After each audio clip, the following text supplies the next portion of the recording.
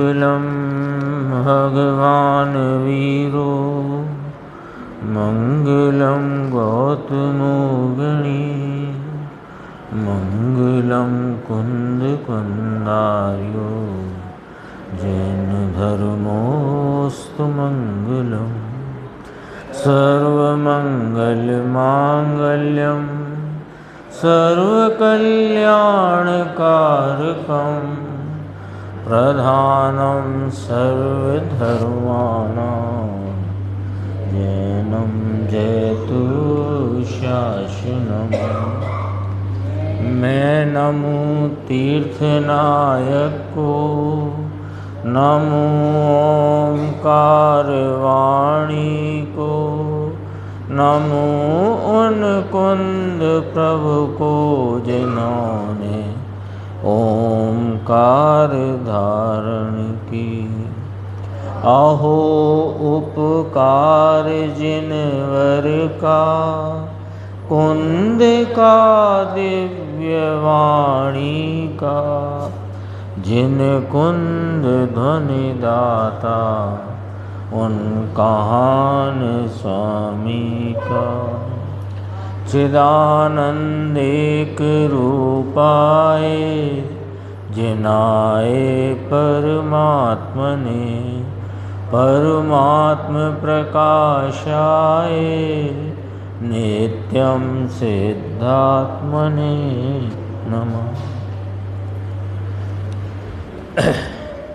Yogendra देवकृत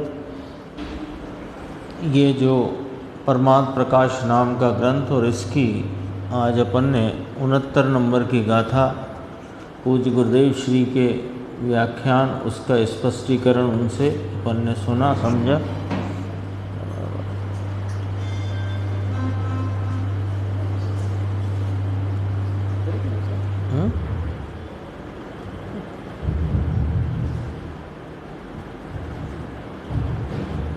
hello hello, कमी हो गई वो, नीचे वाला ज़्यादा होगा निर्देश, ये तो वापस कर दो भाई।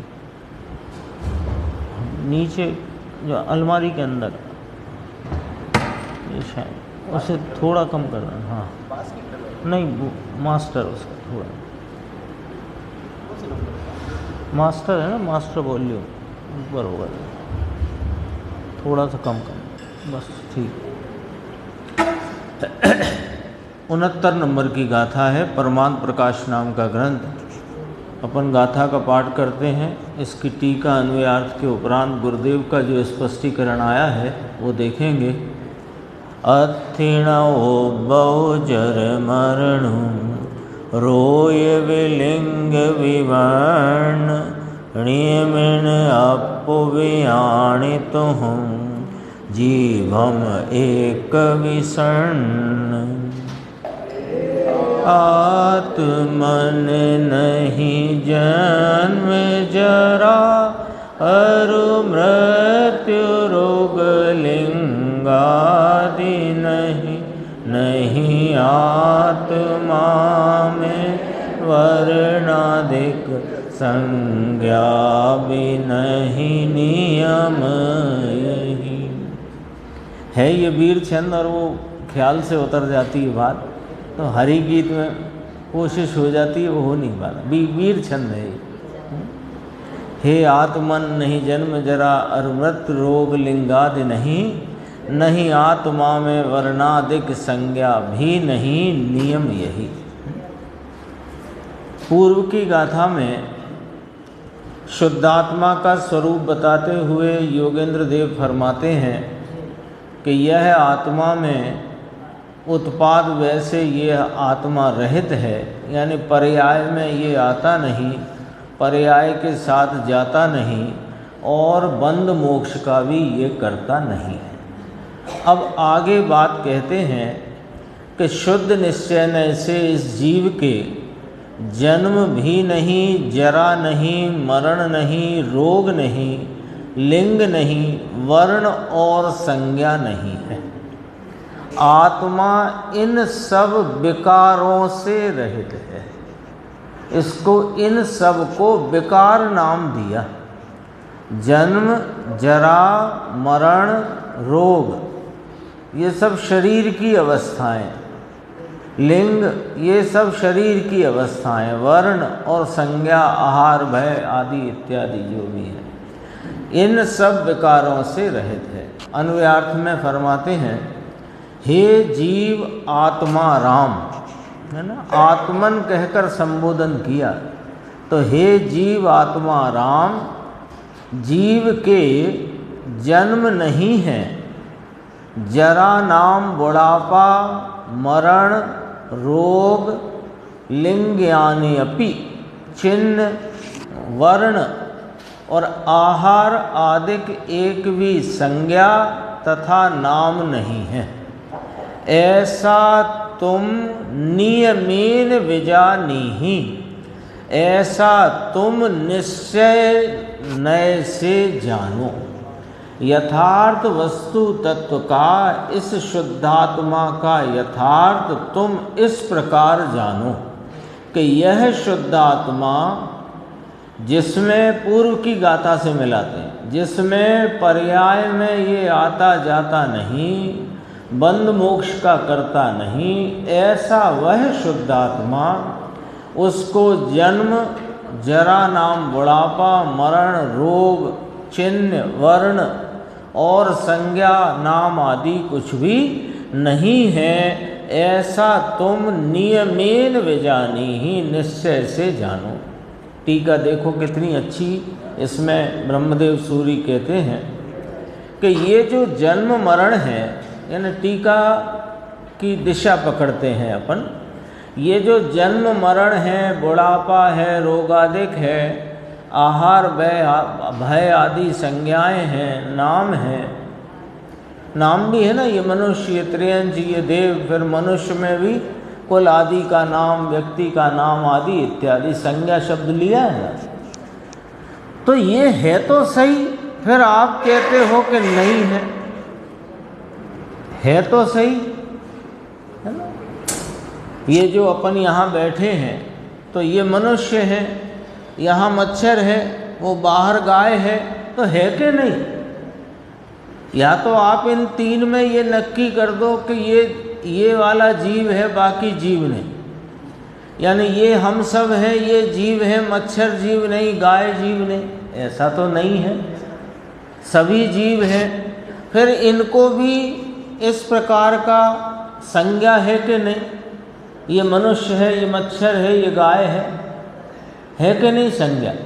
और रोगादिक अवस्था है, अथवा तो जन्म है, फिर युवानी है, फिर वृद्धावस्था है, फिर मरण है, ये है कि नहीं है? फिर आप क्यों कहते हो कि नहीं है? यहाँ से विचार करना प्रारंभ करो।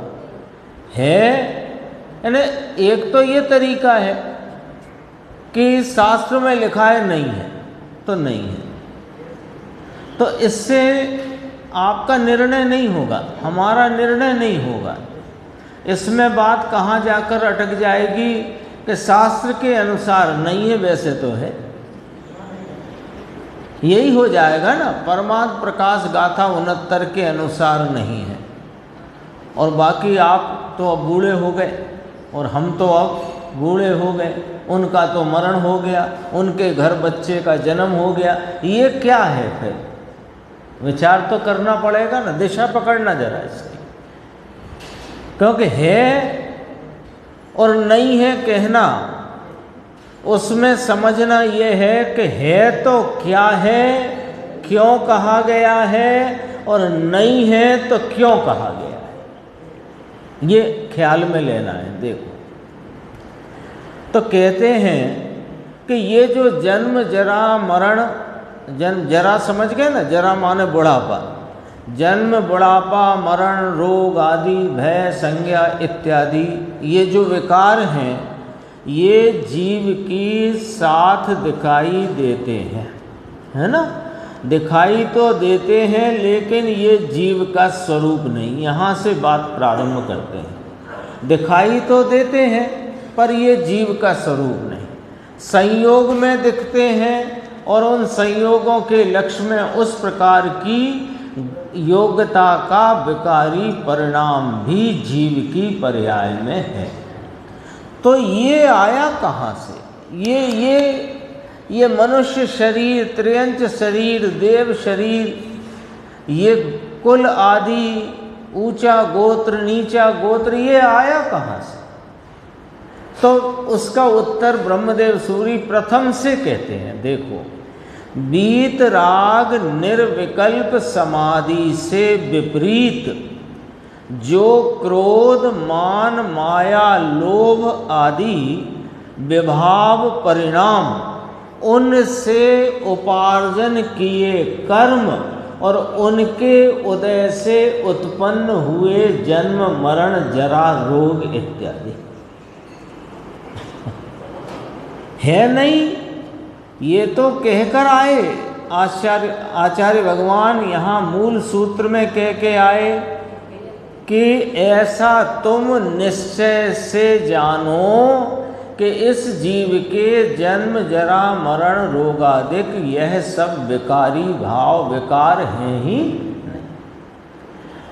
पर यानी अपने को उस पॉइंट तक पहुंचना पड़ेगा ना कि दिख तो रहे हैं और इनकार करते हो, तो फिर क्या दिख रहा है, कहाँ से आया, क्यों इनकार किया, ये अपने को समझना है। तो कहा कि ये जो दिख रहा है जन्म, मरण, जरा यानी बुढ़ापा, रोग इत्यादि, ये तो भाई तुमने अपने शुद्ध ज्ञायक भगवान निर्विकल्प स्वरूप इस वीतरागी चैतन्य भगवान को भूलकर उसकी अनुसरण में नहीं, उस चैतन्य प्रभु के अनुसरण में नहीं वर्तते हुए, वीतराग निर्विकल्प समाधि में नहीं वर्तते हुए, इस वीतराग निर्विकल्प समाधि से विपरीत जो क्रोध, मान, माया, लोभ आदि विभाव रूप परिणाम हैं, उनमें तुमने परिणमन किया।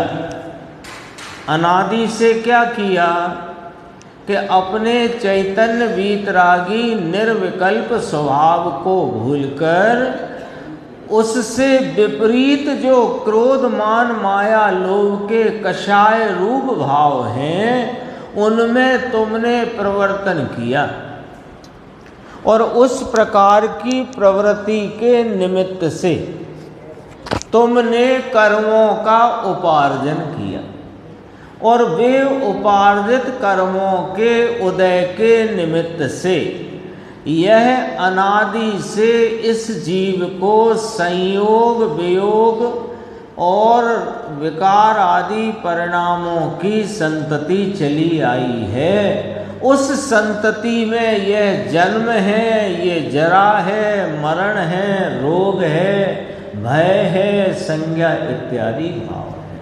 देखो आगे बढ़ते हैं।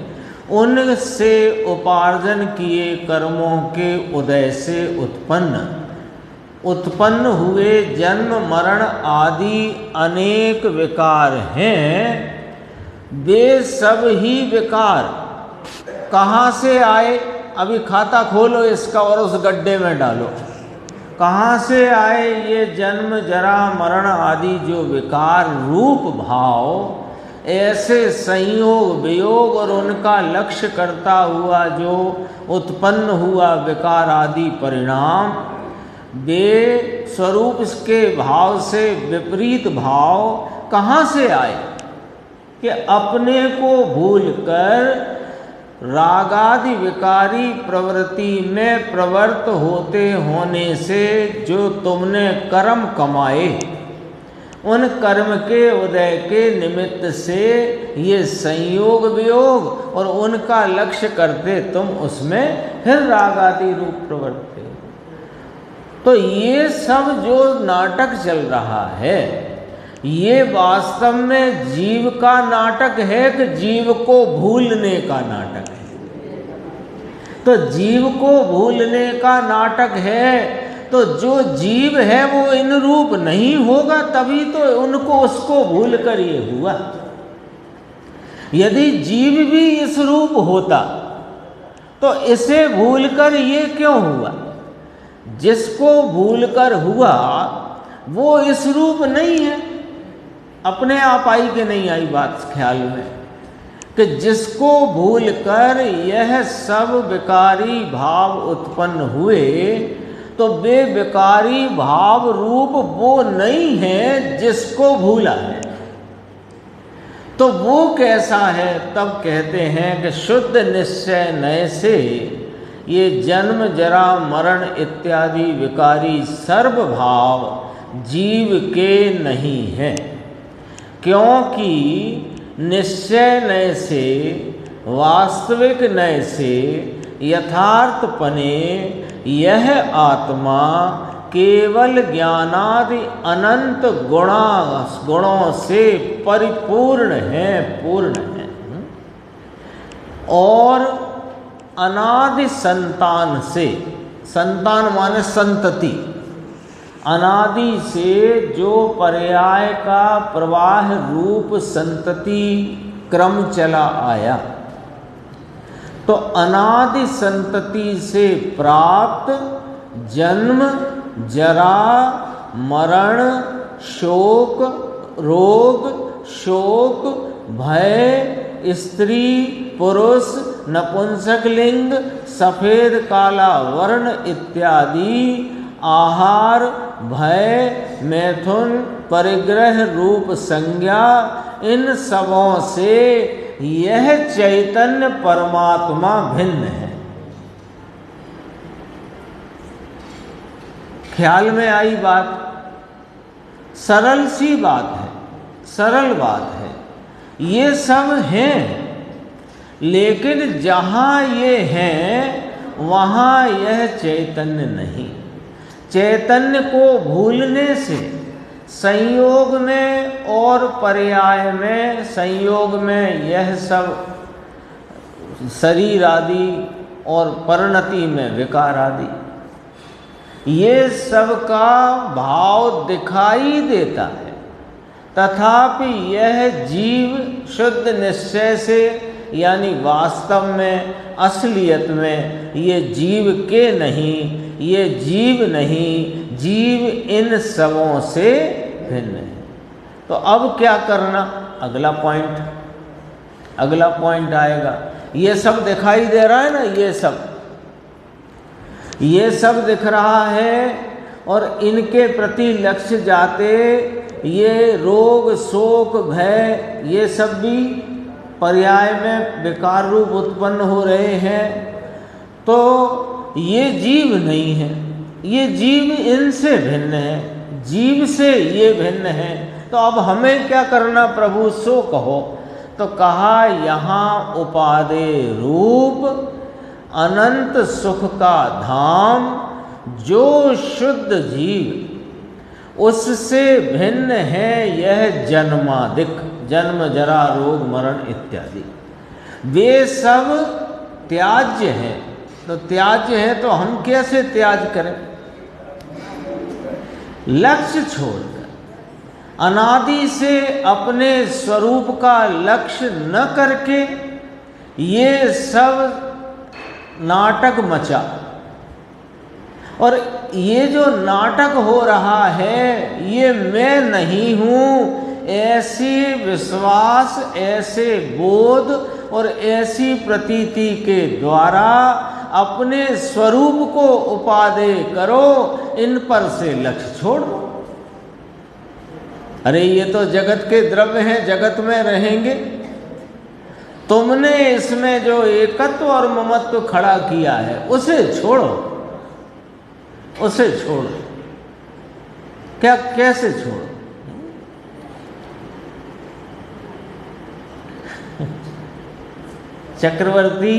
चक्रवर्तित्व तो छोड़ के चले गए, है ना। 6 खंड के अधिपति, 9 निधान, बड़ी अकूत संपत्ति छोड़ के चले गए। तो छोड़ के चले गए तो आप बताओ कि जब वो छोड़ के चले गए तो वो संपत्ति रही कि नहीं रही? वो लेकिन उनकी नहीं रही ना। तो जहाँ थी वहीं रही, उनकी ना रही। क्यों कि पहले जो उस संपत्ति और जो कुछ भी था उसके प्रति यह मेरा है ऐसा भाव था, वो भाव छूट गया। देखो यहाँ उपादेय रूप इति भावार्थम, यह तात्पर्य जानना। यहाँ उपादेय रूप अनंत सुख का धाम जो शुद्ध जीव उससे भिन्न है जन्मादिक, वे सब त्याज्य है। एक आत्मा ही उपादेय है, यह तात्पर्य जानना। जहाँ से गुरुदेव ने व्याख्यान शुरू किया, बहुत ही गंभीर प्रारंभ किया गुरुदेव ने, वहीं से अपन पढ़ते हैं। हे आत्मा राम, ऐसा कहकर बुलाया है, पुकारा है, ऐसा कहकर पुकारा है। हे आत्मा राम, भगवान आत्मा तो शुद्ध आत्मा है। वस्तु रूप से जो त्रिकाली शुद्ध आत्मा, वह सम्यक दर्शन का विषय है। नोट कर लो भैया, सम्यक दर्शन का विषय कौन? कि त्रिकाली शुद्ध आत्मा जिसमें नहीं पर्याय का हीनादिक कोई भी भाव, पर्याय मात्र से रहित एक रूप ध्रुव स्वरूप जो आत्मा है, वह सम्यक दर्शन का विषय है। वह सम्यक दर्शन का विषय, वो ध्येय भूत ऐसा ध्येय शुद्ध आत्मा, उसे हे आत्मा राम कैसा जानो कि जीव के जन्म नहीं।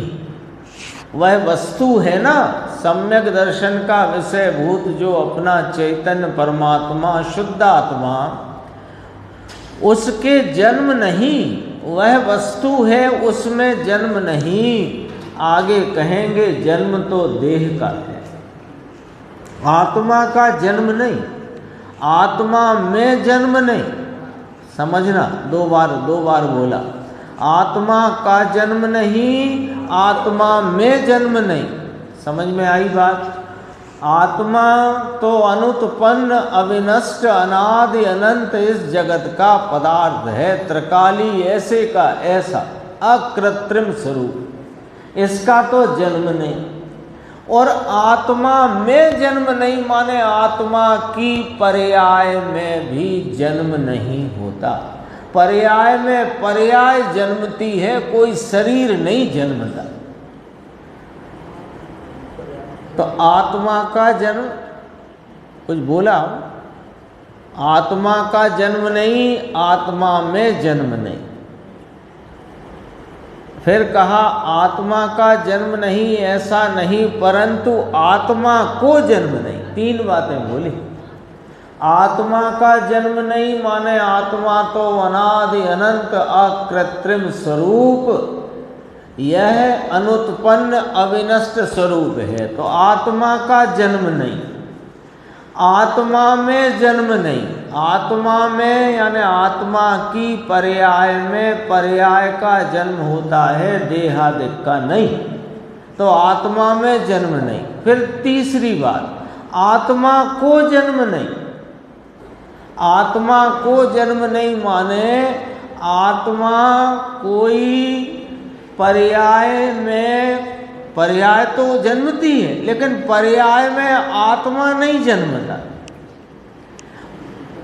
आत्मा अनुत्पन्न अविनष्ट है, पहले कहा, आत्मा का जन्म नहीं। आत्मा में जन्म नहीं तो आत्मा में पर्याय तो जन्मती है। तो आत्मा में जन्म नहीं तो देह का जन्म आत्मा की पर्याय में नहीं। दो बात कही। तीसरी बात, आत्मा को जन्म नहीं, यानी आत्मा पर्याय में प्रति समय परिणमता होने पर भी उस पर्याय से रहित होने से आत्मा को जन्म नहीं। तीन बातें आई। अर्थात आत्मा कोई नया उत्पन्न होता नहीं, वह तो अनादि नित्यानंद प्रभु शुद्ध आनंद कंद विज्ञान घन, ऐसी जो चीज आत्मा, उसमें हे आत्मा राम जन्म नहीं, तू जन्मता ही नहीं, जन्मता ही नहीं। एक बार ये 69 नंबर गाथा का विषय इस दृष्टिकोण से थोड़ा विचार करो तो यह चैतन्य परमात्मा की महिमा और इसके प्रति रुचि का पोषण स्वतः हो जाएगा। क्योंकि हम भयभीत कहाँ हैं? भय किस बात का है कि अगला जन्म कैसा होगा, अथवा अभी मरण कब होगा, कैसा होगा। भय है कि नहीं? निरंतर चलता है कि नहीं ये भय? कि अभी जो है वर्तमान पर्याय, अभी इसका मरण होगा ये तो सबको मालूम है, पर कब होगा, कैसा होगा, इसका भय। और अगला जन्म कहाँ होगा, कैसा होगा, इसका भय है ना।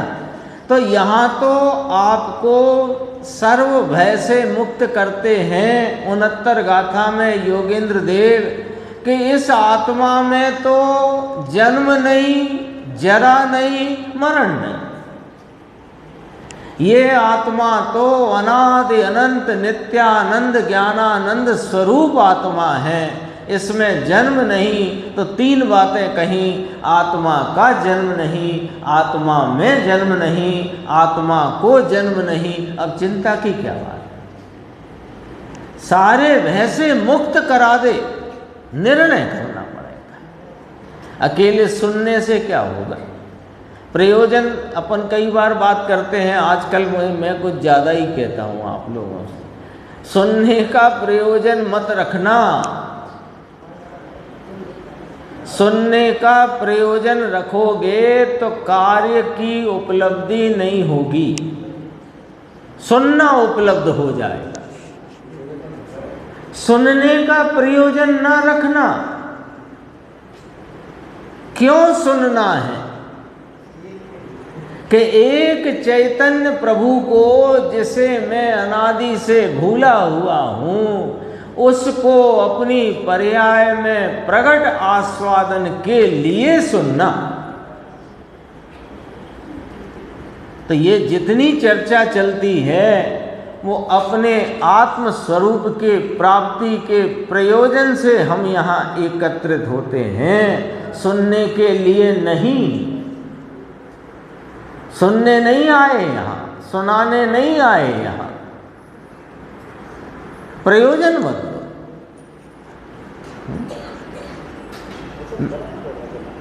हैं? हाँ तो करेंगे, इसको बाद में सेट करेंगे। थोड़ी दिक्कत हो गई उसमें, कुछ छेड़छाड़। देखो कहाँ था बात। ये तो हाँ एक दृष्टांत याद आया था। इंजीनियरिंग होती है, आईआईटी होती है, मेडिकल कॉलेज होता है, बहुत होता है। तो सब उसमें कोई 5 साल, 4 साल, 3 साल, 6 साल, 8 साल बहुत मेहनत करते हैं। और पूछो तो क्या कहते हैं कि पढ़ रहे हैं, है ना। बस ये पूछना है मुझे कि पढ़ने के लिए पढ़ रहे हैं कि जीवन में अच्छे आजीविका के अवसर के लिए पढ़ रहे हैं।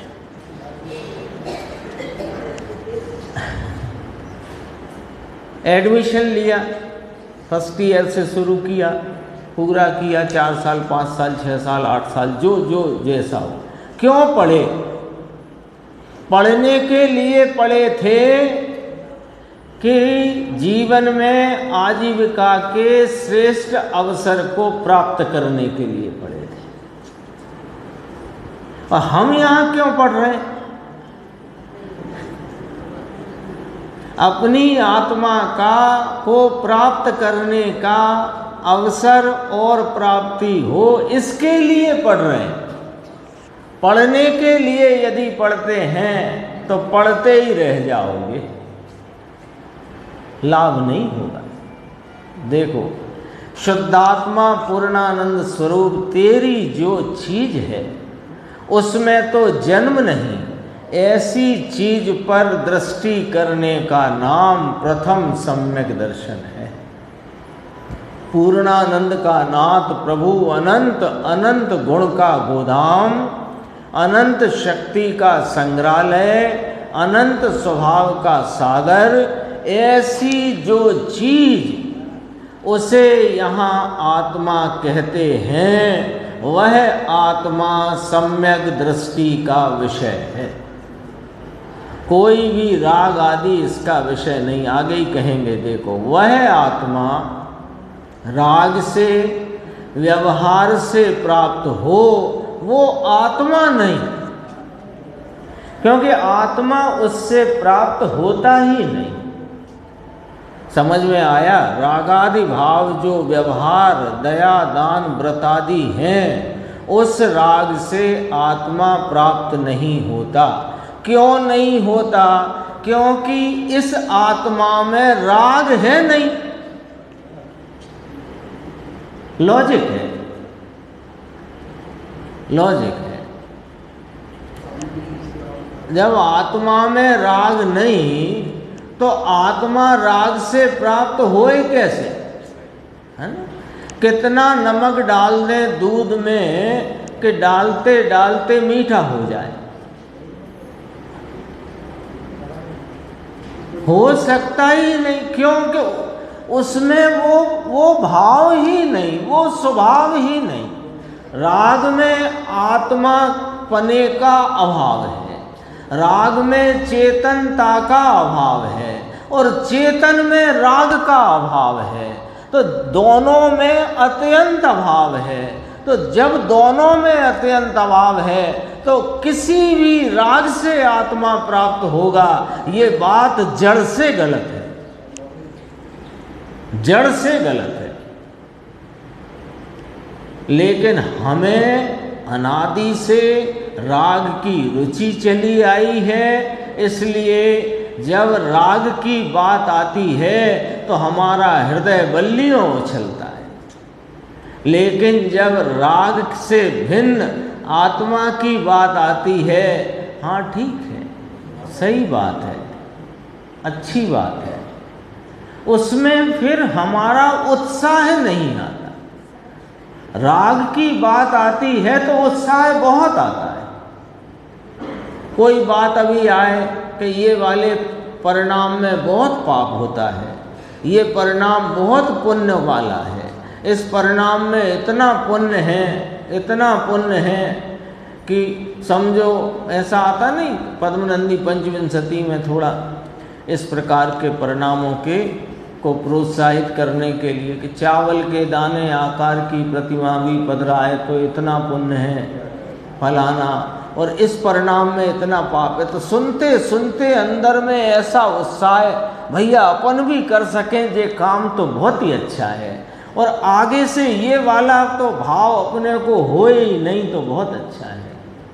लेकिन जब बात आई कि यह शुद्ध आत्मा नित्यानंद ध्रुव ज्ञायक, यह ज्ञानानंद स्वरूप आत्मा जो पर्याय में आता नहीं, पर्याय इसमें जाती नहीं, हाँ ठीक है, निश्चय से बात तो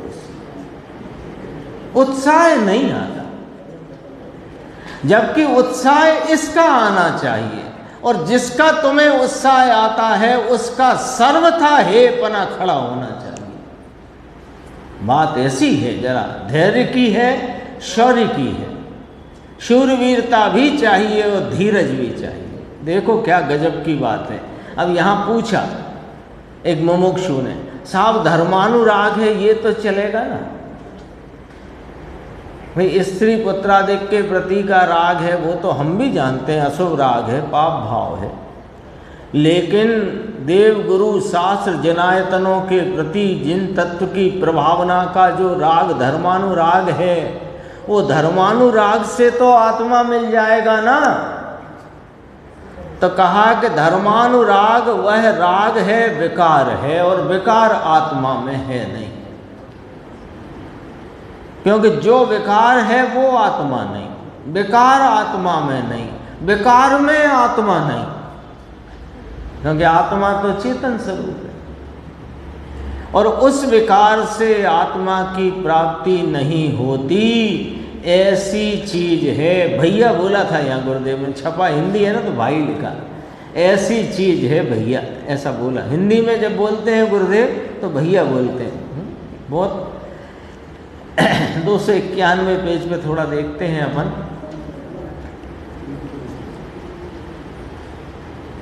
देखो ये इसके पहले गुरुदेव ने फरमाया था, है ना, बालकपना, युवानी और वृद्धावस्था।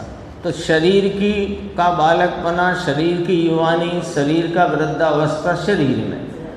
आत्मा का बालकपना क्या कि अपने आत्म स्वरूप को भूलकर बाहर वस्तुओं में आत्मबुद्धि करना, ये आत्मा की बाल अवस्था। और अपने स्वरूप को पहचान कर परिणति में अंतरात्म दशा प्रकट करना, स्वरूप का भान करना, आत्मा की आराधना रूप जो भाव है वो आत्मा की जवानी। और पूर्ण केवल ज्ञान, केवल सुख आदि अनंत चतुष्टय को परिणति में प्रकट करना, ये वृद्धावस्था है। ये वाली बात कही थी। तो उसी में अपन आगे बढ़कर देखते हैं। देखो क्या कहा, शरीर की जरा, जरा नाम वृद्धावस्था। शरीर की वृद्धावस्था आत्मा में नहीं, केवल ज्ञान की, परंतु केवल ज्ञान की वृद्धावस्था। अभी अपन ने अवस्था देखी ना, अज्ञान अवस्था, मिथ्या दृष्टि पने की अवस्था बाल अवस्था, साधक दशा अंतरात्मा की दशा युवानी, और पूर्ण भाव की प्राप्ति वह वृद्धावस्था। केवल ज्ञान, केवल दर्शन, केवल सुख। तो केवल ज्ञान की वृद्धावस्था वह भी पर्याय में है, आत्मा में नहीं। दो तरह से सिद्ध किया। आत्मा में यह बालपना, युवानी और वृद्ध अवस्था नहीं। तो शरीर का बालपना, युवानी, वृद्ध अवस्था तो नहीं ही, लेकिन जो मिथ्यात्व रूपी बालपना, जो साधकता रूपी मोक्ष मार्ग रूपी प्रवर्तन का युवानी, और पूर्ण भाव की प्राप्ति रूप वृद्ध अवस्था केवल ज्ञान इत्यादि, वो भी आत्मा की पर्याय में है, आत्मा में नहीं। आत्मा कौन कि वह शुद्ध आत्मा जो सम्यक दर्शन का विषय है, जो दृष्टि का विषय है, उसकी बात चलती है। मुमुक्षु ने पूछा, साहेब ये केवल ज्ञान रूपी वृद्ध अवस्था पर्याय में है, आत्मा में नहीं। तो फिर पूछा, आत्मा में नहीं तो कहाँ है? कि पर्याय में है। ये तो कल आया नहीं था।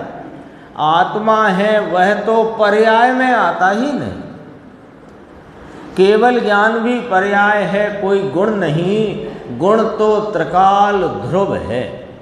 एक समय की केवल दशा, परमात्म दशा, वह भी पर्याय है, अवस्था है। वो कोई वस्तु नहीं, वो कोई आश्रय करने की चीज नहीं, वो लक्ष्य करने जैसा भाव नहीं। राग की तो बात कितनी दूर, गुरुदेव ने आज लिया भी था, ख्याल होगा कि सामान्य यदि विशेष में आ जाए तो विशेष एक समय का है, मैंने शायद निशान किया था।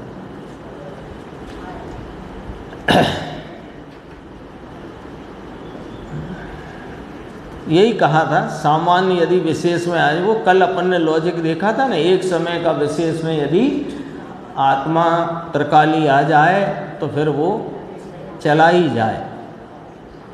हाँ, एक बात और थी वो उसके,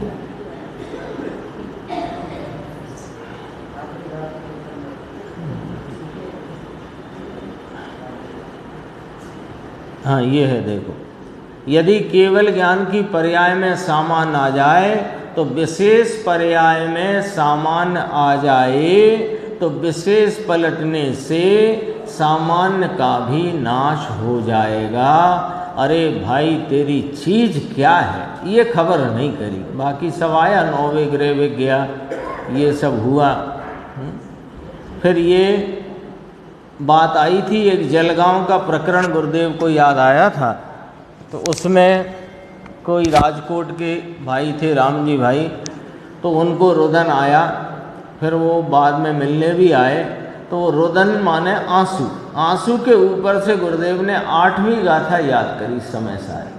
हर्ष के आंसू, हर्ष के आंसू कैसे होते हैं, यहाँ कौन सी बात कहना है कि यह जो अपना चैतन्य तत्व जो प्रति पर्याय में, प्रत्येक समय में जो हाजरा हुजूर विद्यमान तत्व है, उसको अनादि से भूला होने से तो अनादि से अनंत काल व्यतीत हो गया इसके विरह में, वियोग में। और जब ये मिला तो हर्ष के आंसू आते हैं, ऐसा। यानी वह कोई हर्ष इतना है कि वहाँ आनंद के आंसू आए। एक ये उपमा से बात करी है, आंसू आंसू का कोई मतलब नहीं है, हाँ बस इतनी।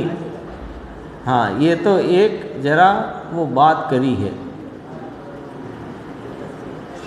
एक लाइन इसमें थी, मैंने निशान लगाया, वो पता नहीं क्या निशान मिट गया, सेव नहीं कर पाए होंगे। ये लो, मिल गया। ये इस पर थोड़ी 2 मिनट की चर्चा है। देखो, भगवान एक समय में पूर्णानंद प्रभु चिद्रूपो अहम, दोबारा से बोलते हैं। भगवान माने कौन? वो जो पहले शुरू हुई थी बात, सम्यक दर्शन का विषयभूत वह शुद्धात्म तत्व, जिसमें जन्म जरा मरण आदि तो नहीं, जो पर्याय में आता नहीं, पर्याय जिसमें प्रवेश करती नहीं, जो बंध को करता नहीं, जो मोक्ष को करता नहीं, ऐसा वह चैतन्य शुद्धात्म तत्व भगवान एक समय में पूर्णानंद प्रभु चिद्रूपो अहम, वह चिद्रूप रूप स्वरूप मैं हूँ। ये वाली बात यहाँ कही। यहाँ अपन थोड़ा विचार करते हैं कि साहेब एक समय में तो एक समय वाली तो पर्याय होती है, और आप कह रहे हो कि एक समय में पूर्णानंद प्रभु चिद्रूपो अहम, तो एक समय वाली तो पर्याय होती है कि पर्याय एक समय में एक समय वाली होती है, बदलने वाली होती है। पर्याय एक समय में एक समय वाली बदलने वाली होती है, लेकिन हर समय में यानी एक समय में, यानी एक समय में यह भगवान आत्मा द्रव्य दृष्टि का विषय भूत यह चैतन्य परमात्मा प्रत्येक समय में, हर समय में, एक समय में अपने परिपूर्ण स्वरूप से, नहीं बदलने वाले स्वरूप से अनादि अनंत तत्व है। फर्क आ गया ख्याल में? है एक ही समय, उस हर समय में एक पर्याय बदलने वाला भाव, जो एक समय के लिए उत्पन्न होता है, विनष्ट होता है, बदल जाता है, हीनादिक होता है, और उसी समय में एक भाव ऐसा है जो बदलता नहीं है, जो अपूर्ण और हीनादिकता से रहित परिपूर्ण स्वरूप है, जो अनादि अनंत ध्रुव स्वरूप है, जो पर्याय के साथ चला नहीं जाता, ऐसा हर समय में यह चैतन्य भगवान हाजरा हुजूर ज्ञायक परमात्मा विद्यमान विराजमान है। वो दृष्टि का विषय हर एक, देखो पर्याय एक समय की कहा, अब आपने उठाई बात तो सुनो। एक समय, तो समय किसकी पर्याय? काल द्रव्य की। तो समय नाम की कोई पर्याय जीव की तो होती नहीं, लेकिन उस जीव की पर्याय नाम उसकी व्यक्त अवस्था वो समय से मापी जाती है, इसलिए उसे एक समय की पर्याय कहते हैं। जो पर्याय है ना, अभी आया था पंचास्तिकाय में, पर्याय जीव पुद्गलादि की पर्याय समय विशिष्ट है, समय विशिष्ट है माने वो पर्याय कौन है? पर्याय की तो बात अपने बहुत हो गई है। पर्याय माने द्रव्य का वर्तमान व्यक्त भाव। तो जो वर्तमान व्यक्त भाव है उसका कोई माप है कि हाँ एक समय की? तो एक एक समय करके यह आत्मा अनादि अनंत। एक तो पर्याय की बात हो गई, अब आत्मा की सुनो। आत्मा अनादि अनंत त्रिकाली है। तो त्रिकाली, ये त्रिकाल में पसर के त्रिकाली है कि प्रत्येक वर्तमान वर्तमान वर्तमान में रहता हुआ त्रिकाली है। तो पर्याय भी एक समय की और ये भी एक समय का। लो, पर्याय भी एक समय की और ये गायक भगवान भी एक समय का। लेकिन प्रत्येक समय में जो पर्याय है वो उत्पन्न होकर विनष्ट हो जाती है, बदल जाती है, हीनादिक होती है। ये बदलता नहीं है, हीनादिक होता नहीं है और ये मिटता नहीं है। पर्याय मिट जाती है, व्यय हो जाती है, नाश हो जाती है। ये नाश को प्राप्त नहीं होता, ये बदलाव को प्राप्त नहीं होता। ये ध्रुव स्वरूप एक रूप सामान्य अपने सामान्य स्वरूपता से रहता है। वो बदल जाती है, ये कायम रहता है। वो अपूर्ण हो सकती है, ये सदैव परिपूर्ण रहता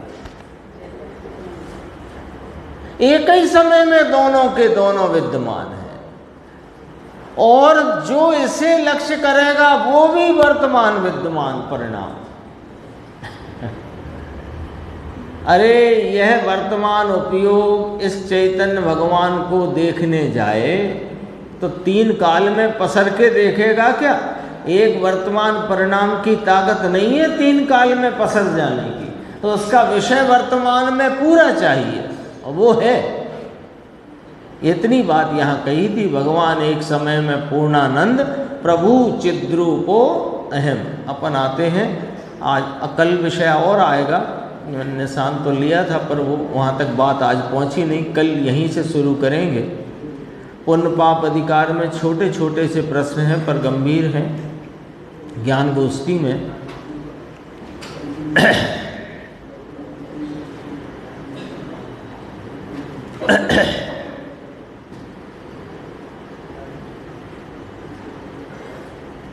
छः 612 नंबर का प्रश्न।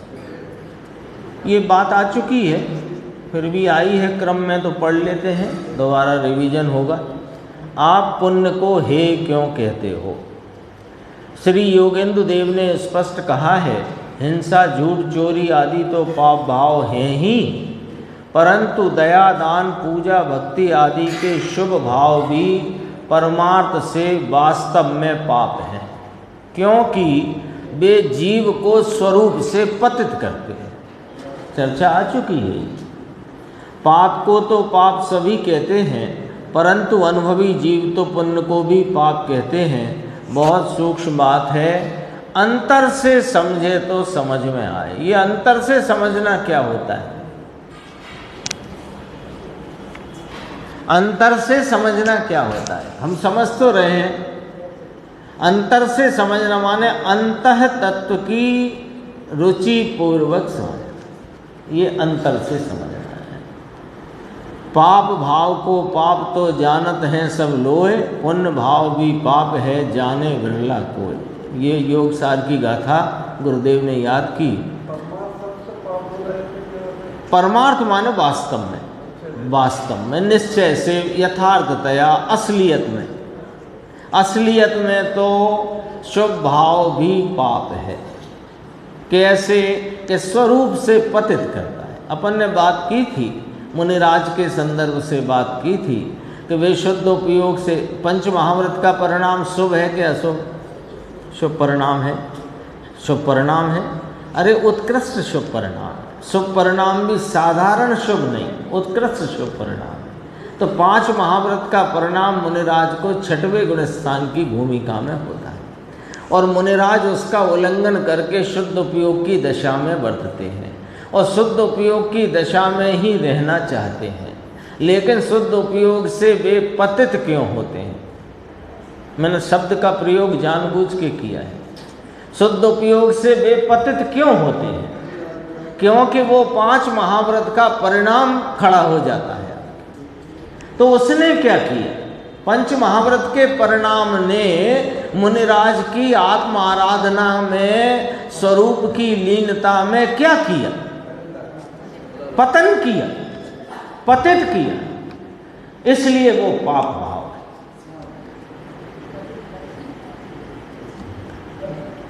है ना। वो मुनिराज से समझ में आएगा आपको, और कैसे भी नहीं आएगा।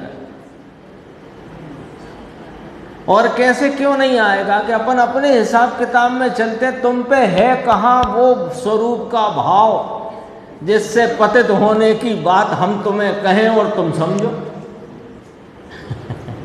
आई बात ख्याल में आई ना? यहां तो जो स्वरूप से पतित करे वो सब पाप। 612A इसमें नंबर ऐसा दिया है, देखो। शुभ भाव को हे माने, यानी हम हे माने शुभ भाव को, तो शुभ भाव को हे मानते फिर अशुभ भाव आ जाए तो आपने तो कह दिया शुभ भाव हे है, मान लो, हमने हे मान लिया। अब अशुभ आ जाए तो क्या करें साहब? तो कहा अशुभ आ गया तो आ गया भाई। शुभ भाव को तुमने उपादेय माना तब नहीं आया अशुभ क्या? शुभ भाव को उपादेय मानते हो तब अशुभ नहीं आता क्या? जो पूजा भक्ति दया दान व्रत को ही उपादेय करके बैठे हैं, वे भोजन नहीं करते क्या? भोजन बनाते नहीं हैं क्या? सब्जी खरीदने जाते नहीं? तो सब्जी खरीदना शुभ भाव है क्या अशुभ भाव? आता नहीं है क्या? अरे अशुभ भाव तो सम्यक्त्वी को, सम्यक दृष्टि को, आत्मा के आराधक को भी आता है। और ज्ञानियों को आर्त रौद्र ध्यान भी होता है। लेकिन पॉइंट ये नहीं है कि वे शुभ में बरत रहे हैं कि अशुभ में बरत रहे हैं। पॉइंट ये है कि शुभ को हे मानते हुए भी श्रद्धा का बल कहाँ है? देखो, शुभ अशुभ भाव की हेता है और परिणति शुभ अशुभ भाव की है। अरे अशुभ की भी हो तो भी मुद्दे की बात, पॉइंट ये है कि श्रद्धा का बल कहाँ है? श्रद्धा का बल राग की उपादेयता का है कि श्रद्धा का बल इस चैतन्य भगवान वीतराग स्वरूप की उपादेयता? ये वाली बात है। अपने को जो अड़चन आती है ना, वो अड़चन इस प्रकार आती है कि अपन अपनी जो कुछ भी वृत्ति है उसको ढूंढते नापते हुए आत्मा ढूंढ रहे, और आत्मा इन सब भावों से दूर, इनसे भिन्न, निराला, न्यारा, वह अपने पवित्र परिपूर्ण भाव से विराजमान। हम ढूंढने जाते हैं तो हम क्या हिसाब लगाने लगते हैं? अभी तो अशुभ भाव ही इतने चल रहे हैं। अभी तो जरा इस पेट को 3 घंटे भोजन नहीं मिले तो बहुत आकुलता बढ़ जाती है। जरा रात को 2 घंटे बिजली चली जाए और पंखा ना चले तो आकुलता हो जाती है। आदि इत्यादि भाव को विचार करके हम इस चक्कर में पड़े, हमें कैसे आत्मा मिलेगा? अरे तुम्हें भी आत्मा मिल सकता है। तुम्हारा जोर, महिमा, रुचि, धगस, जिज्ञासा आत्मा की होनी चाहिए। परिणाम तो जो जिस वक्त आता है वह आता है और जाता है ना। इसलिए गुरुदेव ने कहा, हे मानते हुए, शुभ को हे मानते हुए भी श्रद्धा का बल कहाँ है? ये बात देखने की है। ये किससे कही बात? अपन से कही। अपने को ये नहीं देखना कि परिणाम कौन सा आ रहा है।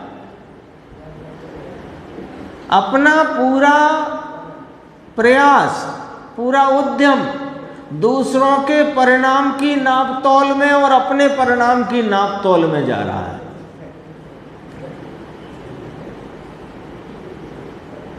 वे कहते हैं ये मत देखो, तुम तो ये देखो कि तुम्हारी महिमा में कौन विराजमान है, तुम्हारी महिमा की उत्कृष्ट महिमा रूपता से महिमा की उत्कृष्ट वेदी पर कौन विराजमान है। यह चैतन्य महाप्रभु विराजमान है कि वो शुभ भाव विराजमान है। ये देखो, देखना ये है। तो हम ये नहीं देखते, हम परिणामों को, अपने ही परिणामों को, जरा परिणाम आसक्ति की तीव्रता, आसक्ति शब्द यद्यपि अज्ञानी के लिए नहीं लगता, फिर भी समझाने और समझने के लिए प्रयोग किया है कि ये आसक्ति की तीव्रता में जरा कोई गृद्धता में, भोजन आदि की गृद्धता में जरा आगे बढ़ जाए तो खुद को ही कोसता, और जरा सुकड़ करके और बहुत संकुचित रूप से, बहुत सीमित आहार, बहुत संतुलित, बहुत सही, स्वच्छ और कहना चाहिए जिसमें हिंसा कम से कम हो, वो आहार का सेवन करता हुआ, उस प्रकार के परिणाम करता हुआ अपने आप को महान मानता है। ये देखना ही नहीं है, ये देखने से ही तो संसार चला आया है। देखना तो इसको है कि श्रद्धा का विषय भूत जो अपना परिपूर्ण ज्ञानानंद चैतन्य स्वरूप भगवान है, वो उसके प्रति हमारा बल है कि नहीं, उसकी श्रद्धा के प्रति बल देखना है। देखो आगे कहा, शास्त्र में पुण्य को हे कहा है। देखो पूछने वाले ने बराबर बात को शास्त्र के आधार से समझा, उसकी खुलासा को समझा, फिर पूछा है। ऐसे ही नहीं पूछा है कि शास्त्र में पुण्य को हे कहा है, तो क्या हमारी अब तक की गई पूजा भक्ति व्रतादि पानी में गए क्या साहेब? हमने तो 25 साल से भोजन नहीं किया, अन्न का दाना नहीं लिया, जो जिसका जो हिसाब है, पूजा भक्ति व्रतादि पानी में ही चले गए क्या साहब? कि नहीं, पानी में नहीं गए, व्यर्थ नहीं गए। इन पूजा भक्ति व्रतादि से पुण्य बंधता है और उससे भव मिलता है, तो मिलेगा। बिल्कुल पानी में नहीं गए, बहुत काम आए। किस काम आए? कि भव को बढ़ाने के, भव में घुमाने के काम। फालतू नहीं गए। भव मिलता है परंतु भव रहित नहीं होते। अब फिर अगला प्रश्न यहाँ तक लूँगा, 615 है, वो बहुत गंभीर है, उसके लिए अपन कल थोड़ा टाइम ज़्यादा निकाल के चर्चा करें। पढ़ सकें तो आप लोग पढ़ लेना, वो 615 बहुत अच्छा है। तब अभी तो 614, तब हमें पूजा भक्ति आदि करना चाहिए कि नहीं करना चाहिए? मिलाते जाना पॉइंट टू पॉइंट, आगे पीछे की बात, एकदम दौड़ मत लगाना। देखो पीछे कहा था शास्त्र में पुण्य को हे कहा, तो हे है, हाँ हे है, तो अब तक किया वो क्या पानी में गया? कि नहीं, उसका भी फल मिलेगा, भम मिलेंगे। पीछे कहा था अशुभ भाव आ जाए तो क्या करना? कि अशुभ भाव तो ज्ञानी आराधकों को भी आता है। बात ये नहीं है कि भाव कौन सा आया है, बात ये है कि श्रद्धा का बल कहाँ पर है। ये सब विषय ख्याल में लेना एकदम। तो अब उसने पूछा कि जब हे है तो फिर हमें करना चाहिए कि नहीं? कि करने नहीं करने की बात नहीं है। लो, ये इसमें इतना महत्वपूर्ण जवाब है ये कि आपको हमको इसमें सारा पूरा जो हमारे पास एजेंडा है हमारे इस जीवन का, वो पूरा क्लियर हो जाएगा 4 पंक्ति में। 5-6 पंक्तियां हैं, पूरा एजेंडा, पूरा कार्यक्रम, शेष रहे जीवन का पूरा कार्यक्रम आज तय कर सकते हो आप इस उत्तर में से।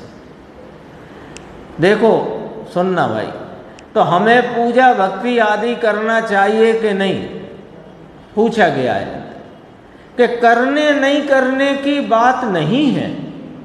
करने की यदि तुमने पूछी है तो हम बता देते हैं कि करने योग्य कार्य तो राग से भिन्नता करके एकमात्र आत्मा की अनुभूति करना ही है। लो 2 लाइन में ही बात पूरी हो गई, अब तो विस्तार कर देंगे उसका।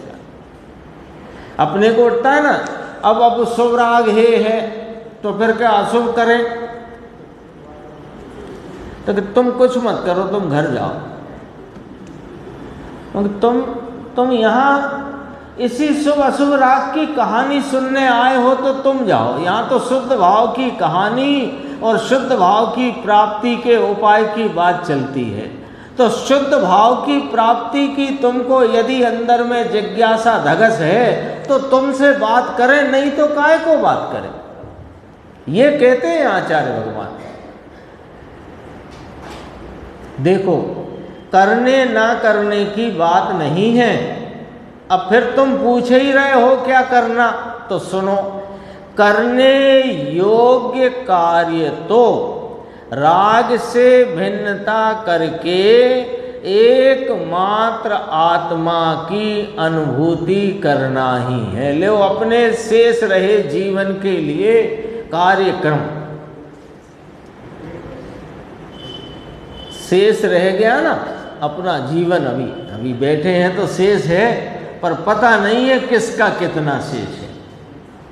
लेकिन जितना भी शेष है, जितना भी शेष है, उसमें यदि करना चाहो तो ये करो,